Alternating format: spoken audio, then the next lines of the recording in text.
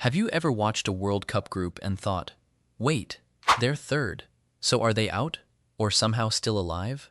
Because sometimes finishing third means you're packing your bags, and sometimes it means you're one of the last 16 teams standing. Confused? You're not alone. Millions of fans watch every tournament without fully understanding this rule, and honestly, the format doesn't exactly make life easy. So in the next few minutes, let's break down why third place can actually be good news, how the system works, and why one single goal can completely change the tournament. By the end, you'll never look at a group table the same way again. Let's start with the obvious question. What does finishing third actually mean? Normally, football is simple. Finish first or second, move on. Finish last, go home. Third place sounds like being the guy who almost won the lottery. Close, but not close enough. That was true for many tournaments, but then FIFA decided to make things a little more interesting, or a little more confusing, depending on who you ask. Here's where it gets interesting.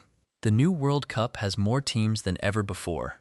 48 countries, 12 groups, 3 teams in each group, only 2 matches per team. Now here's the twist. Every group winner qualifies automatically. Every runner-up qualifies automatically. That gives us 24 teams. But the knockout stage needs 32 teams. So where do the other 8 come from? Third place. Yes, the teams that didn't finish first or second suddenly get another chance. It's football's version of getting a surprise extra life. But not every third place team survives. Only the best ones do. And that's where the real drama begins. So how do you decide which third place teams are best? The first thing everyone looks at is points. Win a match and you get 3. Draw and you get 1. Lose and you get nothing. Simple enough. But what if several third-place teams have exactly the same number of points? This sounds simple. It isn't. Next comes goal difference.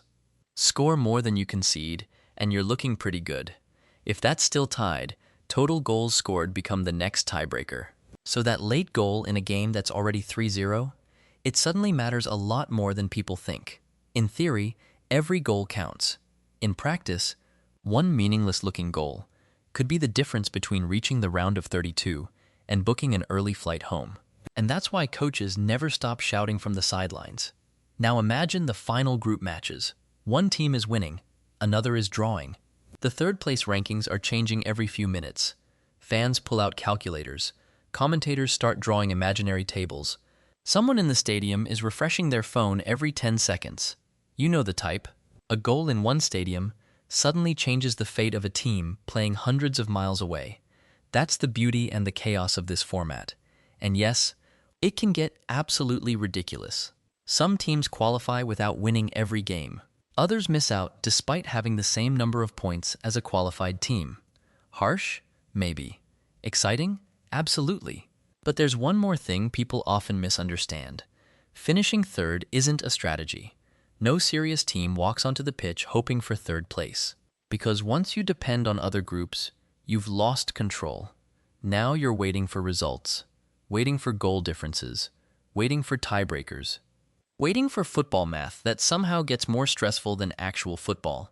Every coach would rather finish first and avoid all that drama. So what happens if your team finishes third? They're not automatically eliminated. They're not automatically qualified either. They're placed into a giant comparison with every other third-place team, where points, goals, and tiny margins decide everything. One extra goal, one late equalizer, one defensive mistake. That's all it can take to change an entire World Cup journey. And that's why third place is probably the most misunderstood position in football. You're not safe. You're not out. You're just stuck in football's longest waiting room. So next time you see a team sitting in third, don't switch the TV off. Their tournament might be over, or it might just be getting started. And if football keeps finding new ways to confuse all of us, make sure you subscribe, because we'll keep making the complicated parts finally make sense.